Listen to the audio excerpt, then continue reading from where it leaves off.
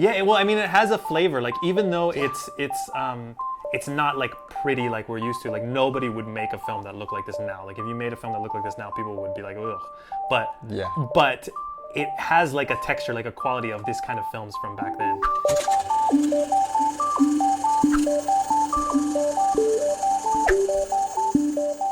Hey everybody, I'm Nick. I'm a director living in Taiwan. Hey everybody, I'm Luke, a cinematographer living in Taiwan. And today we want to talk about the film Unknown Pleasures, directed by Jia Zhangke. 任逍遥贾樟柯导演的作品。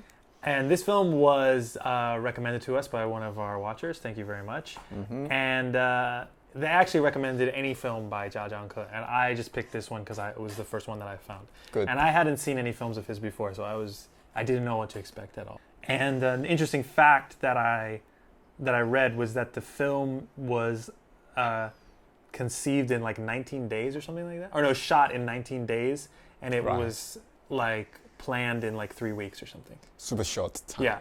And so that's why they use a digital camera for it, and they just basically like came up with the idea, wrote the script, and then just went out and like shot a bunch of the scenes really quickly, which I think is always cool. It's like very inspirational of like, if you want to be an independent filmmaker and you want to just make a film, you just go and you make it. And you know, technically you can see a lot of flaws in the film. Like, it's not the most beautiful film. Like, sometimes the lighting is off or weird, or the color temperature is weird. Pretty flat. Yeah, but you know, the story is strong, and the emotion and like the sense that the director has of like trying to say something is within the film, and you get. I think he's super smart. Yes. Think smart and acting very smart. Yeah.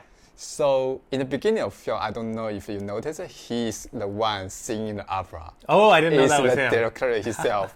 So it's pretty funny is why he's setting a person stand on there and sing operas. Yeah. But like you said, this is a certain time of the era of China. So maybe they just try to, saying China is changing. Yeah, people sing operas. So the film, the story of the film is that it's set in 2001. This film was shot in 2002. It's set in 2001, which was had a lot of particular like interesting news events. And he mentions that in an interview. Like, the director said, like, he set it in this time because there were lots of important events in China. They were accepted into the Olympics. Mm-hmm. There were some conflicts with the United States. Mm-hmm. There was a terrorist attack that happened, and all of that is in the film in these like news reports. And it's also about these. They're called like the birth control generation. So they're the first. It's all about these teenagers living in China, and they're the first generation that were born under the One China policy. So they are all only child. Right. And so I think it's about the kind of the mentality of these characters who are kind of alone. They feel like they're alone in the world. They only have themselves. Right. And they also have come into China in this weird time of change. And so they feel like they don't know what they want to do with their life. They kind of feel like, oh, should I be westernized? Should I be like looking? They want to try and find some kind of this like freedom and autonomy that they think they should get, and they're connected to American culture, but they don't really know what that even means. Which is why the movie is called Unknown Pleasure. It's like they're looking for some kind of pleasure, but they don't even know what it is. No, not have a clue. Yeah. Even their storyline is the character seeing a movie is, I believe, which is Pulp Fiction. Yeah. He's showing the movie to the girl. Yeah, he's talking about the Pulp Fiction. Yeah, so like you say, just they don't know what they are chasing it. Yeah. Even the movies they watch it, they don't even know it, but they just got it. They just get in. They have a feeling about it. But not really know it. At the end, they just acting like the movies, right? Yeah. Robbing the bank, something. Yeah, they try to. Yeah, they even try to set up a bank robbery in the movie, but they don't even really know what they're doing. Yeah. And you can kind of get the sense that they don't even really want to do it. They don't even really like. It's not like they feel like they should do it. They're very like. They think they're supposed to. They feel like they're supposed to, but they don't. To really, be modernized. Yeah, to rob the bank. Yeah, like, ooh, it would be cool if we robbed the bank, but they also like kind of don't really know how. No. They make this like shitty fake bomb thing, and the cops like, it's like very not dramatic. It's where I really like that scene because the cop just walks in and he's like He's like, you stupid. You should have put like a watch on it or something. Like what's wrong with you? He's so funny, so hilarious. Yeah. And so I think that's a strength of the film is like the characters and like the situations are very interesting to watch. I think something that if you're not used to art films, like it definitely doesn't. The plot is kind of not plots that you're used to, like in a normal film. Like you don't really know like the significance of all these events. It just feels a little disjointed. I think that speaks to also the fact that it was planned and shot kind of in pieces. Like I feel like there's lots of events that happen, but they're not really connected. Like there's not really like important arcs in the film, sort of. There's no strong storylines on it, but it's really reflecting a certain period of the time. So everything around those main characters is the period of the era. Yeah. So everything like Olympic, everything like go to work or not, everything like have a girlfriend or not have a girlfriend. Yeah. If a gunfighting or not going to have a fighting is just around those times. So I think the director is not really making story, but using some character to reflecting the time. Right. So for me, it's about time, about era, not about the characters. Yeah. Okay. So yeah, I think that makes sense. What did you think about like the look of the film? Because when you talk about time, that's a funny thing about it is like the film itself is very set in this time. Like this was like a kind of independent film look in the early 2000s of like digital was just kind of becoming a thing, and people were shooting on digital, but it doesn't have like the same look as stuff has now. Like nice digital. There weren't nice digital cameras. It's like it's probably like DV or pretty low end. Low end. The lighting. I believe they don't use much lighting. They just use natural light over the all around the movie. But for me, it's still present to watch. Yeah, I don't know. He sets up some nice framing, I would say. Yeah, he put on tripod a lot. He panned a lot. Some camera movement with handheld also, but maybe too shaking. Maybe it's because there's no gear of the nose. Yeah, probably no. Probably no gear, just get a hand. But still, you get a feeling of he's trying to make the frame, the pictures looks nice. Yeah, he's putting effort into it. So, but then there's a limitation of the technology. But I still kind of like it. Yeah, well, I mean, it has a flavor. Like even though it's not like pretty like we're used to. Like nobody would make a film that looked like this now. Like if you made a film that looked like this now, people would be like, ugh.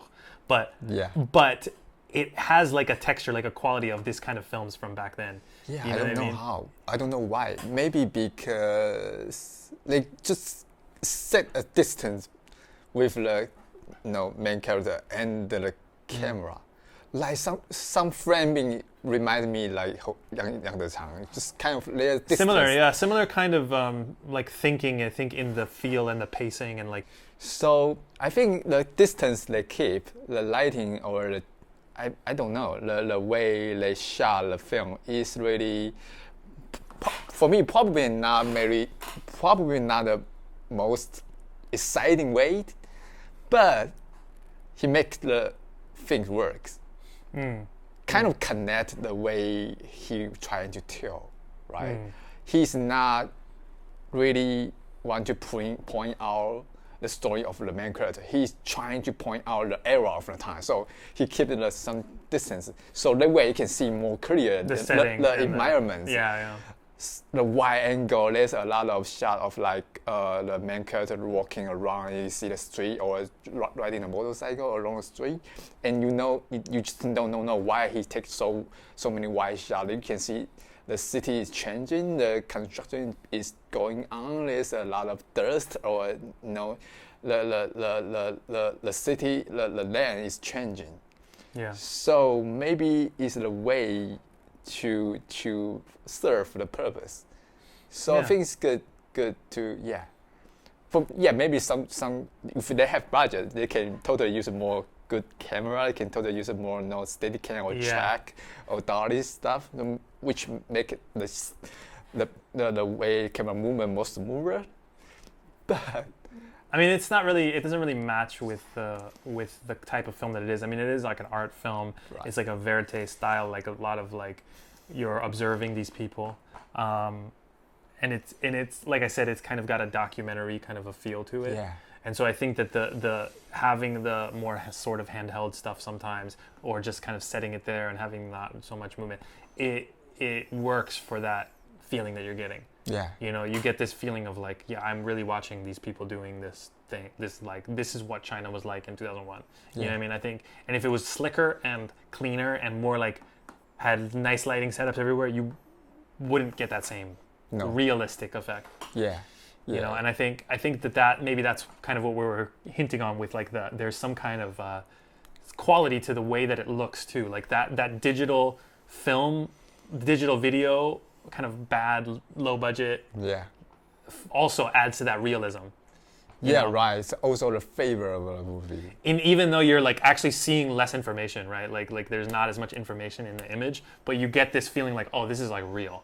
Yeah. So I'm pretty enjoying watching it. Yeah. It's a really, I think there's a lot to unpack and a lot to study in it. And then one thing I'll say, like, you can skip over this if you don't want to give away some details of the film. But there's some little details in the film that I just love. I think that it shows that he's a really smart director. Yeah. Where, like, you know, one of them is like that the character is wearing, the female character is wearing like a wig for a lot of the movie. The wig. And she's wearing a wig. Right. But I didn't know she was wearing a wig. And then at some point in the movie, she takes it off. Yeah. I was shocked. I was like, oh yeah? Yeah, I was like, holy shit. Yeah, like, me it too. really surprised me. Like, and it happens at this moment that's like this like character shift for her where she decides to break up with her boyfriend and she takes off the wig. And like as a viewer, you're like, whoa. You're really surprised that she isn't who she is. Yeah. You know what I mean? It's just she's revealing herself emotionally, but also very like literally with the taking off of the wig. And I think that's a super smart directing choice that he makes of like, he's going to put her in this wig that is very similar to the Pulp Fiction haircut. Yeah, pretty similar. And then she takes it off in the middle of the film and she becomes more like herself. Yeah. You know? So I think a lot of it is about like, I think for me, a lot of the things that happen in the film, it's hard for me to understand like what he's trying to say. Like I couldn't really tell you like what is his message exactly, but there's a lot of moments like that where you think, okay, he definitely knows what he's doing and he's trying to say something, you know? He knows how to manipulate you as an audience member. Like there's a part where a guy takes a dollar bill out of a bottle of whiskey. It's like really weird. It's like inside the whiskey. It's a dollar. Yeah. And then like everybody, it's $1, and everybody is like, oh, we're rich. We got $1. We got American dollar. How much is this worth? And and like they don't know. But it seems really funny that they're just like, it's $1, right? So he definitely has some kind of thing that he's trying to say about that. Yeah, I don't know how he make it, but I think very interestingly, he just put some little things inside the stories. Yeah, little details. Maybe he just trying to put it together, but not really setting how to put it together. Yeah. So kind of, okay, I have several storylines. Let's do it and then see what happens. Yeah, and little things like, I know that I like this detail, which it reminds me like of Timing Now or something like that, where I when I watch a Timing Now movie, a lot of times I don't really know like, okay, what is this about? But I know it's about something. Yeah. Like, but I don't know what. I had a similar feeling when I watched this movie. It's like, I'm interested in this and I like these details. I don't know what he's trying to say exactly, but I like it. Yeah. So, really, I mean, I think that's like what a good art film should be. So if you love these kind of arty movies, definitely check out Unknown Pleasures. I'm going to be watching way more of his movies. Yes. And we'll review some because he's a fantastic director. And I thank you for recommending it because you opened up a whole world that I didn't know. So thank you very much. Good for you. Yeah. Yeah. All right. Next time, let us know in the comments what you want us to review. Like, share, subscribe. Bye-bye. Bye.